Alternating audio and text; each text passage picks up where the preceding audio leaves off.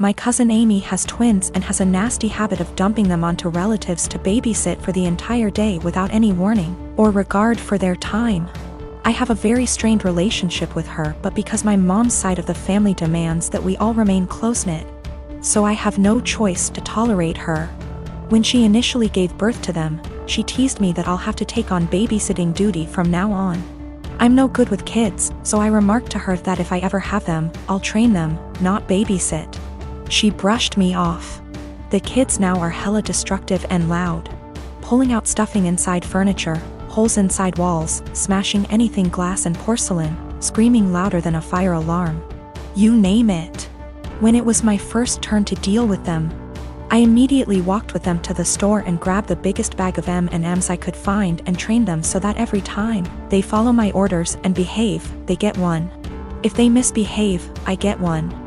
Soon enough, every time the kids were dumped on me, they went with my guidelines and behaved. Whenever I say sit, they sit at the table. When I say stay, they don't leave that spot, etc. 2 days ago there was a party planned with the whole extended family. I know, pandemic. Didn't want to, but mom insisted, and I grabbed the M&Ms since the twins were there. Arrived, twins were being so destructive, an entire tray of food was spilled. That all the adults had enough and yelled at Amy to control them. She vomited the same excuse of them just being kids and they'll grow out of it eventually. I shouted the twins' names and shook my M&Ms bag. They came running over to me and I popped 6 pieces into my mouth for their misbehavior. I told them to go clean up the mess or no candy all night. They do so. Halfway through the party, every time something similar came up or they just weren't behaving, I was the one able to calm them down. When Amy saw what I was doing, she got angry and started yelling at me about how her children aren't animals and that I shouldn't be giving them so much candy anyway. I told her that I'm their aunt, not their parent. Why am I the one disciplining them? Isn't that her job? She screamed the same argument at me, and since she's their mother, to stop giving them candy. One of the twins overheard and went apeshit.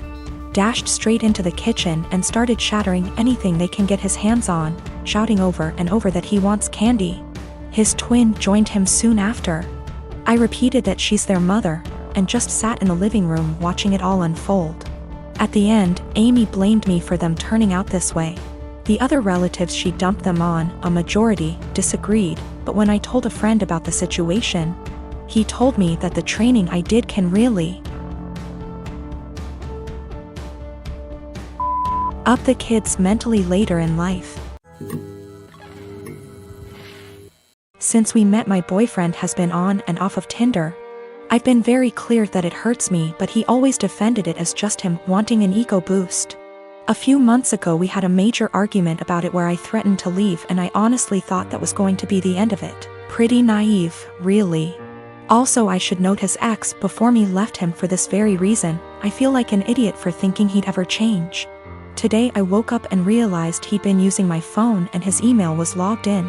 I noticed he'd gotten an email from an app called Hinge. Just to give you an idea of the kind of app this is, the description read: the app that was designed to be deleted. Great. My stomach instantly dropped. I logged into it with his phone number and he's put up profile pictures of him that I've taken when we've been on days out together. In his description he's got things like, "We'll get along if you like Chinese and have a dog. If you're silly and comfortable and overshare." He's also put in as a strict preference that he wants to be matched with Hindus/Muslims only. I'm white British. I knew something was going on yesterday but wasn't sure what. He was acting differently and it was making me so anxious. He had the nerve to tell me that I must just be hormonal? I think the worst part about it is his reaction to all of this. He heard me crying, acted concerned, and then saw me with his phone. At which point he just took it from me and went back to bed. That was about an hour ago, and the only interaction I've had with him since was him asking me to open the bathroom door. Not to see if I was okay, but because he needed to pee. I'm obviously hurt by the fact that he's on this thing, but I think I'm more shocked by his total lack of guilt or response to me being upset. I'm so angry and there's nothing I can do with it. I'm so embarrassed about the situation I don't want to tell my family / friends how he's treated me. And I can't even talk to him about it because he's refusing to address anything's wrong. He's still in bed. I don't know what to do. He's brought my self-esteem down so much that I feel like I can't be without him, but I know I can't stay in this situation. Should I even bother trying to talk to him, or should I just leave? I've taken screenshots of everything, and initially I was going to send them to his family but thought against it. The thing is, if I just leave, there's literally zero consequences for him. He gets what he wants. He gets the freedom to go on random dates with no guilt. It just seems so unfair that I'm the one left heartbroken and he gets to party up. I got myself and my stuff together, packed it in my car and left. It felt impossible. There was a lot of stuff and I was a wreck, but I managed it in the end. Throughout the whole time, he was just in bed pretending to sleep, which made me angry more than anything. I felt like he couldn't care less. We'd been living together for 2 years, but fortunately, in September I decided to get my own student apartment. Obviously, I knew then that things weren't going well, and thank God I made that decision because now I have a place to stay. Whilst I was sat on the driveway in my car ready to leave, I got a text from him saying, "I'm not going to insult you by asking you to stay or to come back, but could you please leave the keys to the house?" I had already left them, but that last dig at me made me so mad and hurt. No apology, no goodbye. Just leave the keys. I guess that's my closure. I'm sad that this shit show of a relationship has come to an end, angry that it happened the way it did, but funnily enough, I'm relieved. I can do what I want now and get on top of my self-esteem issues. I'm driving down to see my mom and the rest of the family tomorrow. I haven't seen them since Christmas and I absolutely cannot wait. The anger's still there, but I'm just going to get on with things. I absolutely cannot waste any more energy on that guy. I'm a 30-year-old male and my best friend got married last week. I just bought a house and my wife is expecting our son in November. So I let him know I was limited in what I could contribute financially, but did tell him I would try my best. So, I went to the bachelor party in Maine, I rented the tux, and paid for mine and my wife's dinner at the rehearsal dinner. I also had a gift of $300 that I was going to give them, but we will get to why I didn't give it to them. His now wife, then fiancé, texted me multiple times a day with updates fine. I didn't always respond, and it got to the point where if I didn't respond at least once a day, I'd get a call from my buddy. I have a full-time job and am redoing some rooms in my house, so I'm busy. She texted me for the following reasons. 1. My wife was not allowed to talk about our pregnancy at all. She didn't want anyone to focus on that more than her, the bride. 2. She was not going to order special food for my wife. No one asked her to. My wife was fine with whatever she was going to be served. 3. I was not helping the groom enough. He had to help her with favors, seating charts and programs. So I had to help him with those things, according to her. She also said to get ready to help with thank you notes after the wedding. 4. She said if I was a true best man, I would offer to pay for the bar bill. I don't even know what that means. 5. She had to read to approve my speech before the rehearsal dinner and wanted to be included as much as my buddy. She told me to make up things if I had to. I was also not allowed to include anyone but the two of them, and no inside jokes or stories about my buddy that didn't include her. 6. Her last text said to tell my wife to keep it together and not make a pregnancy scene during the wedding. Also, she wanted her to choose a dress that downplayed her pregnancy as much as possible. I was just so aggravated. I spoke to my friend to see if he could reason with her. He told me to just play ball on this one. It's her day, and to cut him a break, because he'd be dealing with her nonsense for the rest of his life. I was annoyed but calmed down. The day of, all the bride and my buddy do is scold me, berate me and bark orders. I head down to the bar for a drink. The bride's mother is there and warns me not to get drunk because I've ruined her daughter's day enough. I didn't give them the card with the cash, and in the speech, I used my friend's exact wording about having to deal with her nonsense for the rest of his life. I wished them the best and told him I'd always be there for him, especially during the divorce. I have been with my partner for 7 years. We initially met online, and after meeting in person a few times and realizing our affection for one another, we found it promising to move in together. I moved from California to Pennsylvania to be with him throughout graduate school. All was seemingly well during this time. I have never really had any reason to not trust him. I encouraged him to, very much so, to try his best to make friends. or to explore hobbies on his own outside of the various ones we share, because I have my own passions. And I found we connected most when we met in the middle through conversations about these passions, through the act of explaining or showcasing what we've taken in or learned. Throughout these 7 years, he has struggled with very low self-esteem. And though I don't necessarily think of myself as the pillar of self-love, the depth of mine doesn't reach the low perception of his self-value. Because of this, he has seen and stopped seeing both a counselor and a therapist, and has been on medication to help for the last 6 months. Things were seemingly well between us, and continued to be pretty fluid. We continued to share things, and take long walks, and were pretty open-ended about where we stood in the relationship. If one was feeling a bit of an ebb, the other would pick up more of a share, and vice versa.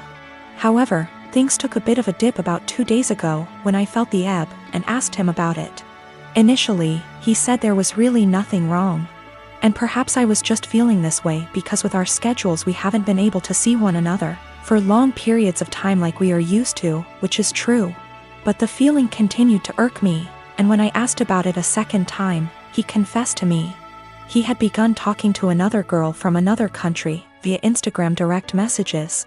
And though things between she and him never crossed the boundaries of platonic friendship, he really loved the initial rush of someone asking him questions about his favorite movie, his favorite album, his favorite book.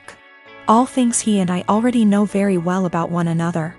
I asked if he'd sent any selfies, or anything risque, and he said no, though I can't confirm, because he deleted the messages.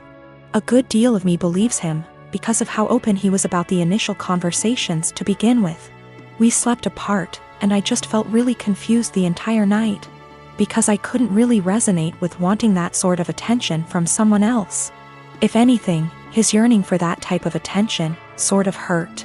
It felt like I wasn't doing enough, or giving enough. The next morning, though I don't have an Instagram, and am not on the app, I went to check his using the desktop version, and found that posts where he once called me the love of his life, or a specific post with a gift I gave him that once said, "Greatest gift from the greatest girl," were still on his profile, but the words, girlfriend, or love of my life, were completed erased. With this realization, my confusion and hurt turned to very real heartache. I called him and asked if he had deleted these words from the specific posts, and with shame, he said yes, he did. When I asked why, he said it was because he just didn't want the attention from the girl asking him about himself to be disrupted if she found out he was in a long-term relationship. I guess this is where I asked the obvious and questioned why someone who is just asking about your favorite books, movies, etc., would be driven away by the fact that you have a girlfriend. And he said he didn't know why he did it, and that it was a massive mistake. At the risk of seeming toxic, and I will take full accountability for seeming so or being so, I asked him to please deactivate his Instagram for the time being while we sort through this, his Twitter as well. He did, and though I was feeling a bit of relief about that, I couldn't help but feel a bit saddened that he didn't choose to do that on his own for the benefit of our relationship. He had to wait for me to ask, which again, just made me feel like such a toxic and controlling partner. Two things I always strive to be so far from. When he got home from work, we discussed everything at massive length, and he continued to swear up and down that these conversations pertained strictly to music, movies, and books, and he didn't have interest in her. Just interest in the initial rush of the attention he was receiving. We read a few articles, and he broke things down to me as his self-esteem has never been lower.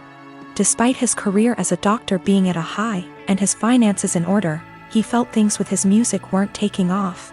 And with that came a feeling that he wasn't special, and it was nice for someone to make him feel that way. I felt shame and asked him if I wasn't doing enough or giving enough to him to make him feel that way. He said, I defiantly was. But my love, and attention and affection, became a pillar he could rely on, and got used to, so with new attention came a rush. And he liked that. I asked him if he wanted to be single, and find that rush in dating new people. And he kept insisting that that's so far from what he wants. He wants to remain a couple, and do all he can to work on these things together. Though I can't help but correlate that feeling he enjoys with the feeling of a first date. Which hurts, of course.